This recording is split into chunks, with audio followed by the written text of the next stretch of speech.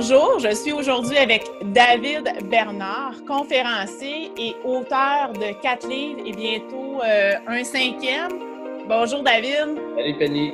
Comment ça va? Ça va très bien, merci. Excellent. Dans cette fin d'hiver et de printemps qui s'amorce tardivement, mais qui arrive. Oui, vraiment.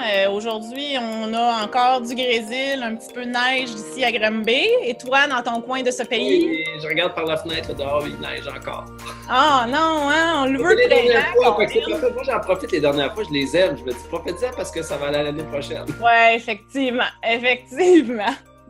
Donc, j'aimerais que tu me parles un peu de tes livres pour commencer. Oui, bien sûr. Ben oui, on va y aller. Ben, simplement, moi, peut-être pour le mettre en contexte, je suis conférencier de métier. Ça fait maintenant 12 ans que je fais ça. Donc, je me spécialise à parler devant les gens de groupes allant de 15 à 20 personnes jusqu'à la plus grosse salle que j'ai faite, c'était 10 000, le stade de Bercy, sur Paris, il y a 2 ans de cela. Puis, je parle aux gens, en fait, de l'importance de ralentir. Je te dirais que c'est mon sujet principal et celui qui prévaut dans tout ce que j'enseigne. Donc, l'importance de ralentir dans notre société où tout va vite. Et je travaille aussi souvent, les gens, ils sont pas trop sûrs. Il me semble que son visage me dit quelque chose. Il me semble que je l'ai déjà vu quelque part. Je travaille aussi dans le monde du show business québécois, dans le monde de la télévision. Ça fait 10 ans que je travaille comme soit chroniqueur, reporter, intervieweur, animateur pour toutes sortes de shows. J'ai été reconnu à l'époque comme le porteur de la valise 26 à l'émission Le Banquier. Depuis ce temps-là, je fais toutes sortes d'émissions, là, comme Sucré-Salé, Ici comme ailleurs, Direction la mer, Qu'est-ce qu'on attend pour être heureux, etc. J'en passe. Et pour répondre à ta question, j'ai écrit 4 livres. Oui, donc je suis auteur aussi de métier. Mon premier livre s'intitule « Ralentir pour réussir ». C'est donc un livre où je parle, somme toute, de l'importance de ralentir dans la vie pour avoir accès à notre organe le plus précieux, que je considère être le cœur, à un niveau plus que physiologique, mais à un niveau plutôt intuitif, je dirais. Et les 3 autres livres que j'ai écrits à travers les années sont des livres sur l'amour, parce que je suis un passionné d'amour. J'aime l'amour. Je suis en amour avec l'amour. Alors, j'ai écrit un livre qui s'appelle « L'amour sex ship », qui est un livre sur les communications en couple, donc la communication dans la conscience, parce que les hommes et les femmes, on va se le dire, on est très, très différents un de l'autre. Puis je pense que de comprendre ces différences-là, ça nous permet de construire des ponts entre un et l'autre. Puis à partir du moment où il y a des ponts, bon, on réussit à mieux dialoguer, à mieux se comprendre pour ensuite se toucher, pour ensuite avoir une vie à 2 épanouie, ce qui est évidemment l'objectif, je pense, quand tu es en couple.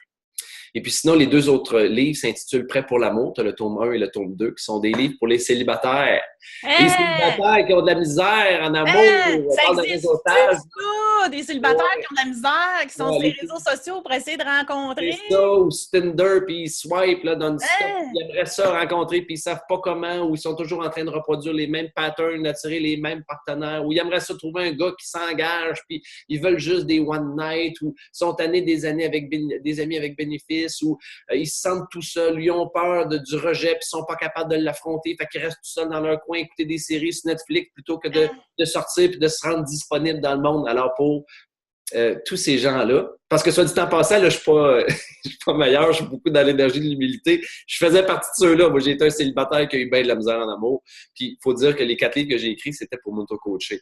Ça a toujours été pour moi des stepping stones, ça a toujours été des plateformes pour m'aider à grandir, pour évoluer, parce que comme toi, Penny, moi, je suis un autodidacte, fait que je m'auto-coach moi-même. Alors donc, Prêt pour l'amour, tome 1 et 2, ce sont 2 livres que j'ai écrits pour aider les célibataires qui ont de la misère en amour. Puis je peux te dire, aujourd'hui, c'est drôle, mais ça, j'aime pas ça le dire, c'est comme je me flatte un peu l'ego. Mais à ce jour, j'ai 800 témoignages écrits de gens qui ont trouvé l'amour avec des photos en utilisant ce que je propose dans mes livres. Fait que je peux dire que d'une certaine façon, puis dans ça, tu proposes-tu de réseauter autrement? Hein? Absolument, que je propose de réseauter. Justement, de l'amour, la relation de couple, parce qu'on s'est utilisé son réseau. Ouais. Ce serait quoi les liens que tu ferais avec ça? Ben, je te dirais, mettons que le plus grand lien, là, si je t'en prends un, là, c'est que d'un, faut comprendre puis s'ouvrir à une nouvelle réalité que le réseautage, ça se fait maintenant en dehors d'un contexte de réseautage. C'est comme si aujourd'hui, les gens, quand on parle de réseautage, ils s'imaginent que c'est qu'il faut qu'ils fassent partie d'une association ou d'une organisation. Puis là, ils arrivent là-bas, puis OK, là, faut que je réseaute, faut que je réseaute. C'est là que ça se passe. Puis là, ils se mettent sur leur meilleur jour, puis ils arrivent avec leur plus beau sourire. Puis c'est souvent aussi comme ça en amour. Les gens ils attendent, là, ils se disent « OK, à soir, je vais sortir, puis je veux rencontrer quelqu'un. » Puis là, ils se mettent sur leur 36. Puis là, ils regardent partout, leur radar est allumé, puis ils scannent. Puis souvent, à travers les coachings que j'ai faits, mettons, beaucoup avec des clientes féminines, une question qui revient souvent, c'est ils sont où les bons gars? Puis quand est-ce que je vais trouver le bon? Ils se cachent où le bon? Puis moi, ce que j'essaie de leur expliquer, puis ce que j'essaie de leur faire intégrer comme croyance, c'est que le bon, il se trouve pas nulle part. C'est toi qu'il faut qu'il soit la bonne personne en tout temps, partout où tu vas. Il faut pas que tu attendes un moment spécifique pour dire « OK, là, je suis en mode réseautage. » Si tu as besoin de te préparer pour quelque chose, peut-être que l'opportunité va se présenter, puis parce qu'à ce moment-là, tu n'es pas prêt, tu ne verras pas passer ou tu vas le manquer. Tandis que si tu es toujours sur la bonne fréquence, puis tu es dans un état où tu n'as pas besoin de te préparer, tu es juste là, quand ça va se produire, que ce soit à l'épicerie, que ce soit en allant prendre un café dans un Second Cup ou dans un Starbucks, que ce soit en allant faire une commission, en te promenant, peu importe, parce que tu es à la bonne place, puis que tu n'as pas besoin de te préparer, les opportunités sont exponentiellement multipliées. Fait que c'est juste de prendre conscience que c'est pas dans un contexte de réseautage que ça va se passer bien souvent, mais que c'est juste dans le contexte de ta vie en général, puis il faut juste que tu sois tout le temps prêt quand tu sors dans le monde à dire « OK, la magie peut se produire là ». Pour moi, ça, c'est un des facteurs les plus importants par rapport au réseautage. Là, je parle spécifiquement en amour, mais ça peut aussi professionnellement. Dans la vie en général, si tu t'attends d'être dans un environnement de réseautage pour te proposer, c'est là où souvent tu fais fausse route parce que les meilleures propositions que j'ai eues de gens, ça n'a pas été dans un contexte de réseautage, tu sais. Puis ce que j'entends, j'aimerais partager mon histoire de moi, la rencontre de mon conjoint. J'étais aux soins intensifs avec une grosse jaquette à jaune, les cheveux tout croche. Et puis, j'avais posté sur Facebook comme de quoi pour donner des nouvelles pour appeler tout le monde que mon fils était aux soins intensifs. Et il y a quelqu'un qui a vu ça.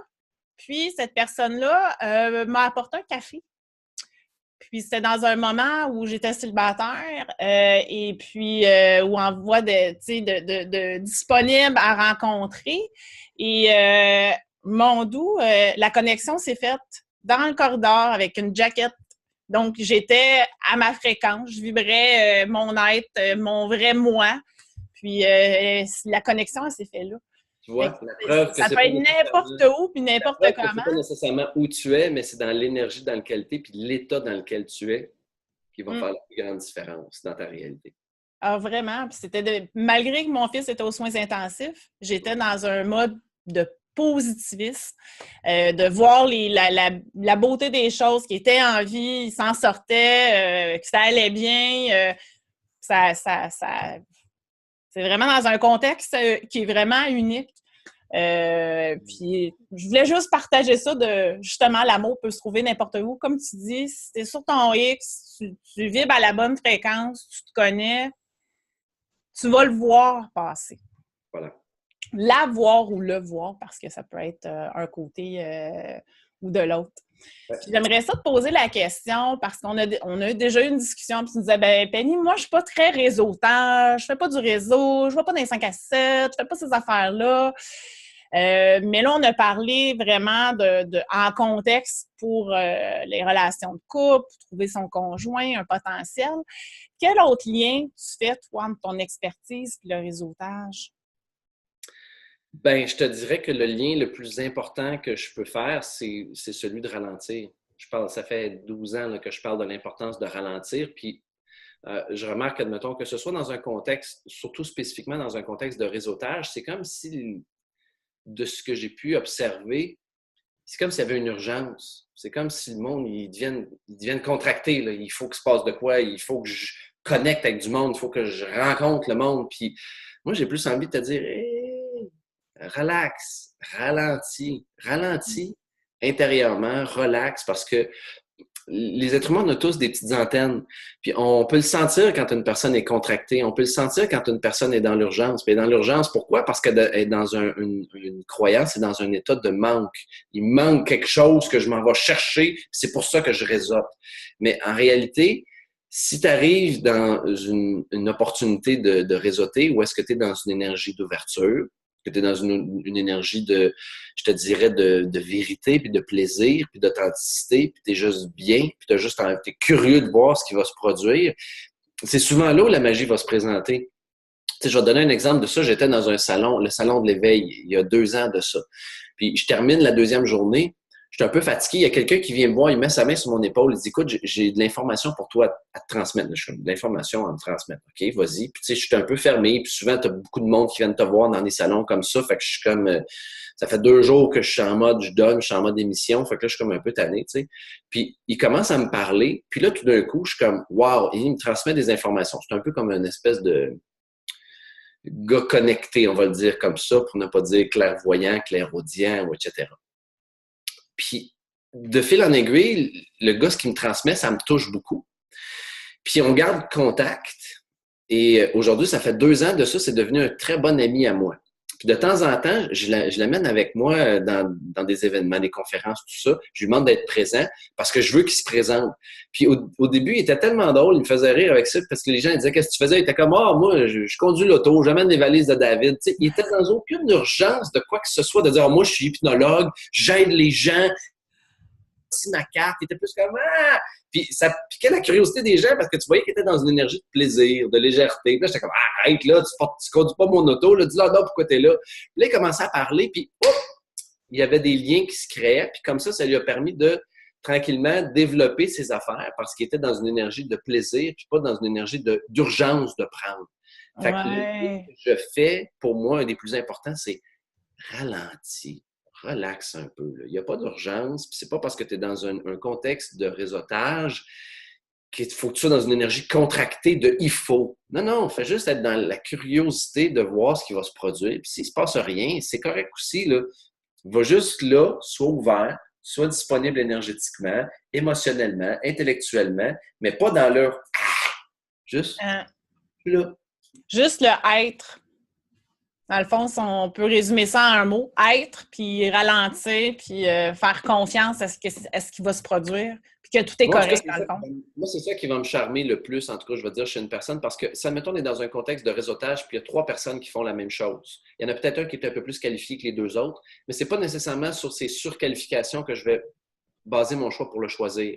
Ce qui va faire que je vais choisir une personne avec qui j'ai envie de collaborer, c'est l'être, c'est-à-dire l'énergie dans laquelle il est, l'attitude qu'il a. Fait que même si l'autre est plus compétent, si l'autre, j'ai une connexion avec qui est le fun, je le sens drôle, je le sens bien, je le sens comme aligné, j'ai naturellement plus de sympathie puis plus d'envie d'aller collaborer avec cette personne-là. Fait que pour moi, ça part outre le savoir-faire, on va dire qu'à part égale tout le monde là, c'est beaucoup plus le savoir-être qui va démarquer, je pense, une personne. Oui, vraiment. C'est intéressant. Puis pour moi, le savoir-être, comme tu dis si bien, c'est vraiment une clé en réseautage. Oui. C'est vraiment une force qu'on doit développer. Bien, je dis une compétence. J'ai la croyance qu'on doit développer cette compétence-là de savoir-être. Puis pour toi, quelle autre compétence tu crois qu'il serait important que les gens savent pour développer justement la connexion à l'autre, soit pour développer son réseau personnel ou professionnel? Bien, je te dirais que si, admettons, je vais sur le plancher des vaches, quelque chose de très cartésien, pragmatique, je pense qu'une chose qui est très importante, c'est d'avoir un pitch d'ascenseur. La plupart des gens, ils ne savent pas se présenter, puis ils s'enfargent dans leurs mots, puis dans leur description, puis dans ce qu'ils font. Un pitch d'ascenseur, habituellement, c'est 3 minutes. Même pas, c'est 30 secondes, en fait. Mm-hmm. Tu es capable de te présenter en 30 secondes, dire qui tu es puis ce que tu fais. Bang! OK, là, tu as l'attention de quelqu'un. Si tu parles, ça finit plus. À un moment donné, c'est comme, OK, tu m'as perdu parce qu'on est dans une société où ça va tellement vite, on est tellement saturé d'informations, puis tout est tellement instantané que si tu t'étires, puis là, tu te trouves donc bon, puis tu aimes ça t'écouter parler, tu vas finir par perdre le monde. Fait qu'un pitch d'ascenseur, je pense que c'est fort utile. La deuxième chose, pour moi, je te dirais que c'est l'authenticité. On le sent quand il y a un masque. Là. On le sent quand... Un de mes mentors me disait, parce qu'avant, j'étais beaucoup dans la performance, puis il disait, David, arrête de sourire avec tes dents. Tu sais, allô, moi c'est David Bernard, arrête de sourire avec tes dents, là, là. Fais juste, tu as le droit d'être là, puis tu n'es pas obligé d'être à 150% pour essayer de déployer l'image du succès, puis de la réussite, puis du bonheur. Tu peux juste être, comme là, avec toi, je suis pas en train de le surjouer, Penny, là, je suis dans ma cuisine, je te parle, j'ai une connexion avec toi, puis c'est pas en faisant que j'ai l'impression que je vais avoir plus d'impact avec les gens. C'est plus dans ma manière d'être, justement, dans mon authenticité. Là, c'est comme là, c'est moi, sans augmenter. Oui, c'est sûr que Sylvain Boudreau, mon ami Sylvain, il dirait, tu as ta switch on-off. Quand tu es en public, tu la mets on. Quand tu es chez vous, tu peux la laisser off. Oui, il y a une intensité, c'est vrai, il y a un gradateur. Mais c'est parce qu'il y en a qui prennent la switch, là, puis ils mettent ça à 150. Puis ça, c'est pas authentique. C'est exagéré, c'est édulcoré. Fait que je te dirais là-dessus, relaxe un peu. Mets-en un peu moins. Des fois, là, c'est bon d'en mettre un petit peu moins. Puis c'est ça qui va faire que justement ton savoir-être va transparaître. Je te dirais aussi que peut-être un truc que moi j'aime beaucoup, c'est une croyance que avant, mettons, quand j'étais dans un environnement de réseautage, j'avais cette croyance-là que j'allais quémander une opportunité ou du travail ou de l'argent, tu sais. Puis, dans l'énergie de quémander, ça me bloquait beaucoup parce que j'avais l'impression d'être dans prendre quelque chose. Puis aujourd'hui, j'ai vraiment transformé ça en me disant moi-même que je suis un cadeau. J'ai quelque chose d'extraordinaire à offrir, puis je le sais. Mettons, quand je propose une conférence, je sais que l'employeur qui va m'embaucher, ses employés vont vivre un moment extraordinaire. Fait que là, je suis pas en train de quémander l'opportunité de travailler avec vous, même si j'aimerais ça. Je suis plutôt en train de dire qu'il y a une valeur ajoutée à travailler avec moi. Puis la valeur ajoutée, c'est ça, ça, ça, ça, ça.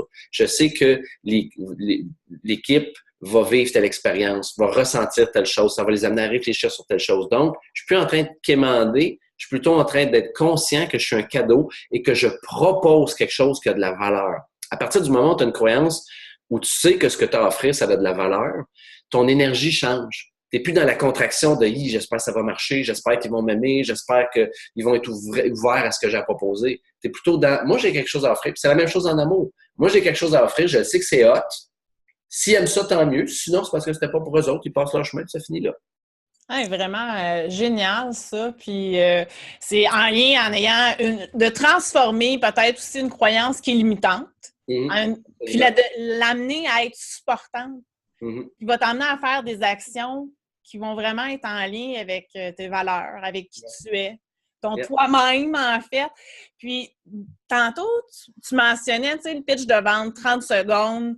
Le danger, souvent, que je vois, c'est que les gens veulent trop livrer. Comme tu disais, ils parlent trop, puis ils tombent dans leurs histoires, puis ils perdent les gens. J'aimerais ça que tu me parles de ça. Qu'est-ce que c'est pour toi de tomber dans l'histoire? Tu sais, dans un pitch de vente comme ça, puis c'est quoi les dangers? Là, je te pose une question comme ça parce que... Ben, sais-tu quoi? Je te renverrai peut-être avec une suggestion pour ceux qui ont l'impression qu'ils tombent dans leur histoire ou qui se perdent. Une suggestion de lecture, Comment se faire des amis de Dale Carnegie. Ben, ce que tu fais là, c'est de la collaboration, puis c'est le partage de quelque chose qui a peut-être été d'impact. C'est vraiment génial. J'ai travaillé quand même beaucoup avec des gens qui sont dans le marketing de réseau, c'est-à-dire qui ont développé leur réseau parce que c'est leur business, que ça devient leur famille aussi. Puis c'est souvent un des premiers ouvrages, un des premiers livres qu'on suggère aux gens qui sont en marketing de réseau. Comment se faire des amis de Dale Carnegie. Vraiment, ce livre-là, il est rempli de perles, puis de matière à réflexion, puis de pistes de réflexion sur l'art de connecter avec les gens. Parce qu'il y en a beaucoup qui sont bons en communication, ils sont bons pour parler, mais ils sont surtout bons pour s'écouter parler. Puis ils sont pas capables de faire la différence entre une personne qui les écoute poliment et une personne qui les écoute avec intérêt. Fait que, tu sais, des fois, il y en a qui parlent puis sont « OK, je suis curieux, vas-y », puis d'autres fois, c'est comme « Ah, oui, oui », je suis comme « OK, vas-tu finir de parler? Je suis tellement écœuré de l'écouter. » Bon, là, il est avec des dents. Ils sourient avec leurs dents. Alors, tu sais, entre autres, ne serait-ce que de développer l'aptitude de comprendre le langage non-verbal. Toi, tu le sais, tu fais de la PNL, tout comme moi, ce que j'ai appris avec les années, mais avec la PNL, on nous enseigne que 93% de toute forme de communication est non-verbale. Seulement 7% de notre communication, c'est les mots qu'on utilise. Notre voix, notre corps, notre gestuelle, nos expressions faciales, la pigmentation de notre peau, la dilatation de nos pupilles, ça va dans multiples détails, mais dans les grandes généralités, tu sais, le corps et la voix, c'est ce qui parle le plus. Fait que si tu es capable de comprendre ça déjà en partant, tu peux avoir une bonne idée, mais la règle d'or, ça revient toujours à ceci. Mettons, si je fais court à ta question, comprends la règle d'or qui est écoute 2 fois plus que tu parles. Tu as 2 oreilles, tu as une bouche. Fait que ça, c'est ton ratio. Écoute 2 fois plus que tu parles. Parce que d'un, les gens en face de toi sont toujours tes enseignants, même si tu ne le sais pas. Ils ont quelque chose à t'apprendre. Puis de deux, c'est que quand tu les écoutes, les gens, ça crée une connexion. Puis les gens, ils vont pas toujours se rappeler de ce que tu as dit. Ils vont pas toujours se rappeler de tout ce qui a été abordé dans la conversation, mais ils vont toujours se rappeler de comment ils se sont sentis à tes côtés. Fait que si tu les écoutes, puis ils se sentent accueillis, puis ils se sentent bien, à ce moment-là, il y a une connexion qui est faite, qui n'est pas au niveau intellectuel, le quotient intellectuel, elle est faite au niveau émotionnel, le quotient émotionnel, relationnel, celui qui est tant négligé dans notre société. Puis si tu développes ton quotient émotionnel, qui est le savoir-être, tu noues des relations stratégiques avec les gens, mais sans que ce soit stratégique, ça se fait tout seul. Mais ces relations-là vont t'ouvrir des portes extraordinaires à travers le temps. C'est ça qui va faire que ton réseau va se développer tranquillement, pas vite. Exactement, parce que tu vas créer une charge émotionnelle positive, puis les gens ne veulent pas, ils vont se rappeler. Voilà. Ils vont se rappeler de ton discours, ils vont se rappeler de ton nom. Moi qui est zéro pinball, là, capable de retenir un nom, si la personne me fait une charge émotionnelle positive, c'est ancré à vie, je m'en rappelle. Voilà. Donc, c'est vraiment l'importance de faire une impression dans son être. Vraiment. Mais merci beaucoup, David. Puis, à notre beau public, tu as quelque chose à leur offrir, une petite gratuité. Oui, absolument. Absolument. C'est un cadeau tout simple, mais je pense qu'il est quand même super cool. Les gens qui ont envie d'en apprendre plus sur moi ou de s'initier un peu à mes livres en visitant mon site Internet qui est le www.davidbernard.ca. Si vous vous inscrivez à mon infolettre, vous allez recevoir en cadeau les premiers chapitres de mes 4 livres. Ce qui est quand même un cool cadeau. Ben oui. De l'inspiration occasionnelle qui va rentrer une fois par mois, un petit texte par-ci. Un petit texte par-là. Fait que c'est quand même c'est un beau cadeau tout simple. Voilà. Ben, simple, mais c'est humble ce que tu dis, mais de les avoir lus, c'est vraiment des ouvrages qui portent à réflexion, qui nous amènent vraiment à voir les choses autrement. Et je trouve ça extraordinaire ce que tu offres. Et moi, je le trouve, pour moi, à travers mes yeux, c'est grandiose.